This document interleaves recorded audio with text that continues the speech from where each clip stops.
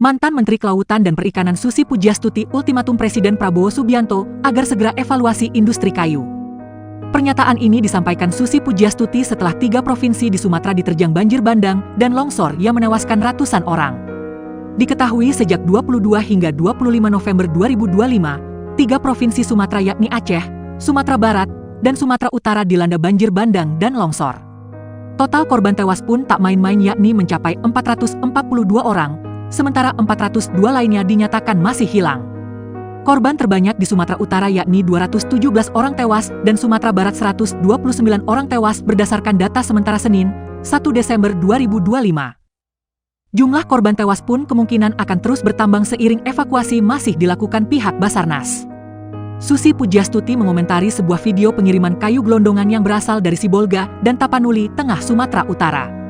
Banjir besar di Sumatera Utara ternyata tidak menyurutkan para pebisnis kayu untuk mendistribusikan kayu gelondongan dari hutan Sumatera tersebut. Terbukti warga memergoki sebuah truk yang membawa kayu gelondongan yang melintas di Jalan Parapat, Sumatera Utara. Terkait hal ini, Susi pun ultimatum Prabowo Subianto agar segera menghapus pendapatan negara dari industri kayu. Susi meminta Prabowo sebagai kepala negara RI segera investigasi untuk melihat berapa banyak pendapatan negara dari industri kayu. Apabila mudaratnya lebih banyak dari manfaatnya, maka negara harus menghapus pendapatan dari industri kayu. Terlebih saat ini terlihat bencana yang dihasilkan tidak sebanding dari pendapatan yang negara dapat. Pernyataan ini disampaikan Susi Pujiastuti setelah 3 provinsi di Sumatera diterjang banjir bandang dan longsor yang menewaskan ratusan orang.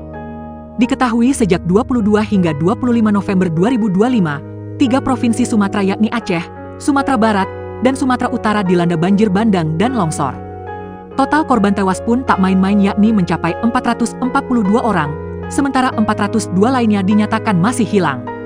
Korban terbanyak di Sumatera Utara yakni 217 orang tewas dan Sumatera Barat 129 orang tewas berdasarkan data sementara Senin, 1 Desember 2025. Jumlah korban tewas pun kemungkinan akan terus bertambah seiring evakuasi masih dilakukan pihak Basarnas. Susi Pujiastuti mengomentari sebuah video pengiriman kayu gelondongan yang berasal dari Sibolga dan Tapanuli, Tengah Sumatera Utara. Banjir besar di Sumatera Utara ternyata tidak menyurutkan para pebisnis kayu untuk mendistribusikan kayu gelondongan dari hutan Sumatera tersebut.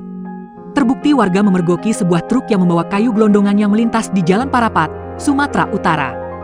Terkait hal ini, Susi pun ultimatum Prabowo Subianto agar segera menghapus pendapatan negara dari industri kayu.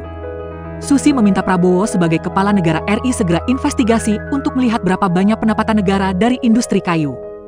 Apabila mudaratnya lebih banyak dari manfaatnya, maka negara harus menghapus pendapatan dari industri kayu. Terlebih saat ini terlihat bencana yang dihasilkan tidak sebanding dari pendapatan yang negara dapat.